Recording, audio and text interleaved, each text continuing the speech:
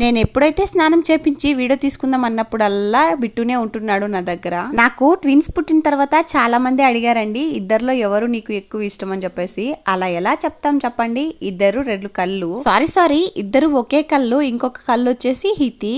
ఇలా ముగ్గురు కలిసి రెండు కళ్ళు అనమాట నాకు. ఎవరైతే నా దగ్గర ఉంటారో వాళ్ళని ఎక్కువగా ఇష్టపడుతూ ఉంటానన్నమాట. ఇప్పుడు చింటూ ఉన్నాడు అనుకోండి, వాడిని ఎక్కువ ముద్దులాడుతూ ఉంటానన్నమాట.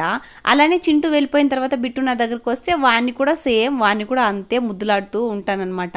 ఒక రెచ్చు ఒక తక్కువనే ఏం లేదండి. నా ముగ్గురు పిల్లల జతకి ఈ పిల్ల ఒక్కటి, అంటే నలుగురు అన్నమాట నాకు. ఇవాళ నలుగురికి ఒక ఆఫ్టర్నూన్ అలానే స్నానం చేపించేసాంలేండి. ఇంకా నలుగురికి నేనే రెడీ చేస్తున్నాను 1 by 1 అన్నట్టు. పిల్లలకైతే రెడీ చేసేసాను, లాస్ట్ లో అయితే వీళ్ళిద్దరికి రెడీ చేశానండి. ఇద్దరిలో ఎవరు బాగున్నారో కామెంట్ చేసేయండి. హితికి బాగా మాటలు తిరుగుతాయి, చారుకి ఇప్పుడిప్పుడే తిరుగుతున్నాయి. ఇంకా చింటూ బిట్టుకైతే మాటలు అస్సలు రావట్లేదు. అలా ఉన్నారండి ఒక్కోరు.